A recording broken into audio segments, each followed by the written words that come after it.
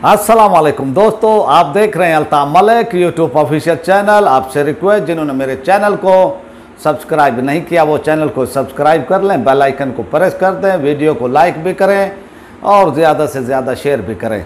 आज कराची के अंदर जो है बड़ा मार्का होने जा रहा है और इस वक्त पाकिस्तानियों की, चाहे वो पाकिस्तान के अंदर हैं चाहे वो पाकिस्तान से बाहर हैं, उनकी निगाहें जो हैं इस वक्त मरकूज़ हो चुकी हैं, उनकी निगाहें जम चुकी हैं। और ये हल्का है NA 249 का और यहाँ पर एक बड़ा मुकाबला होने जा रहा है। और इतना बड़ा मुकाबला है कि तमाम जो कि पाकिस्तानी बाहर हैं और जो इंटरनेशनल मीडिया है उसकी जो निगाहें हैं वो इसके ऊपर, इस हल्के के ऊपर मरकूज़ हो चुकी हैं। और मैं आपको बताना चाहता हूँ क्यों इसके ऊपर इतनी यानी तवज्जो दी जा रही है, क्यों इसके ऊपर जो है ये काम वो किया जा रहा है कि लोग इसकी तरफ मतवज्जो हुए हैं। और ये इस हिसाब से हुए हैं कि जब से तहरीक लबैक पाकिस्तान को कलअदम वो करार दिया गया है, उनके खिलाफ ऑपरेशन किया गया और पंजाब के अंदर, सिंध के अंदर, इसी तरह खैबर पख्तूनख्वा बलोचिस्तान के अंदर, कश्मीर के अंदर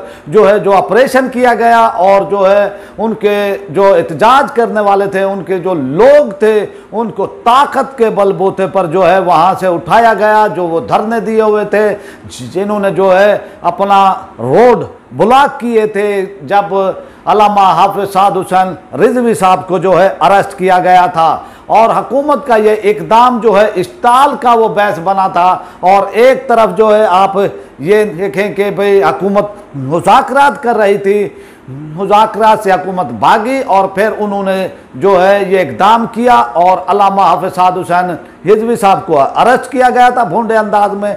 तो इस तनाजुर के अंदर जो है ये अब इलेक्शन होने जा रहे हैं। 8 बजे से ये अब शुरू हो चुके हैं और बगैर बिला किसी तात्तुल के 5 बजे तक जो है ये पोलिंग मुहिम जो है ये लोग यानी वोट अपना कास्ट करेंगे। जो फिर 5 बजे के बाद जो है पोलिंग के अंदर, स्टेशन के अंदर जो लोग मौजूद होंगे तो उनके भी वोट कास्ट किए जाएंगे, वोट जो है वो कास्ट करेंगे।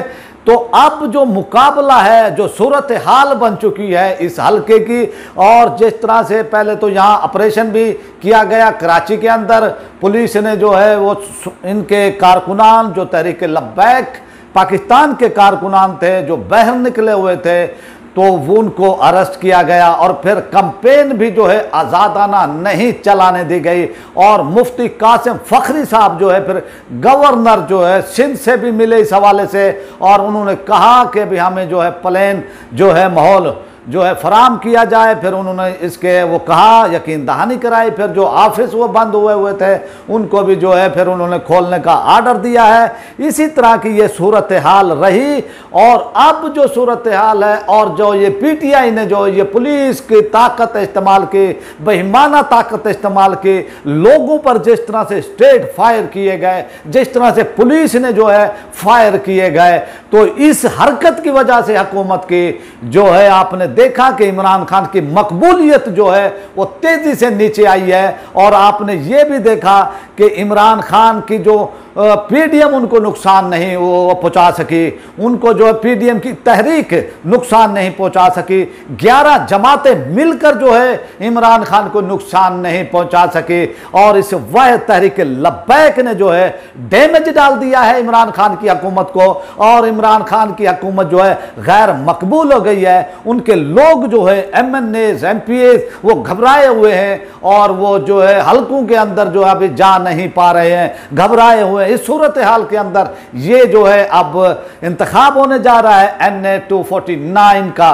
और दिलचस्प सूरत हाल है ये है कि PTI जो है मुकाबले की दौड़ से, मेरी इतलात के मुताबिक जो मेरे जराए हैं वो कह रहे हैं कि अभी PTI इस दौड़ से निकल गई है और अब मुकाबला होने जा रहा है 2 जमातों के दरमियान, एक तहरीक लबैक पाकिस्तान के दरमियान और दूसरा जो है मुस्लिम लीग PMLN के दरमियान जो है ये मुकाबला होने जा रहा है। और तहरीक लबैक पाकिस्तान के जो यहाँ के उम्मीदवार हैं मुफ्ती नज़ीर अहमद कमालवी साहब, वो उम्मीदवार हैं और वो इसी हलके से उनका ताल्लुक़ है। और मुफ्ता इस्माइल साहब जो हैं उनका ताल्लुक़ जो है मुस्लिम लीग नून से है और वो इस हलके से उनका ताल्लुक़ नहीं है, लेकिन उनकी मेमन जो कम्युनिटी वो बैठी है यहाँ पर इस हल्के के अंदर है। लेकिन ये हल्का एक ऐसा है कि इसके अंदर तमाम कौमें जो हैं मौजूद हैं और किसी को जो है कोई अक्सरियत हासिल नहीं है। और अब सूरत हाल ये हो चुकी है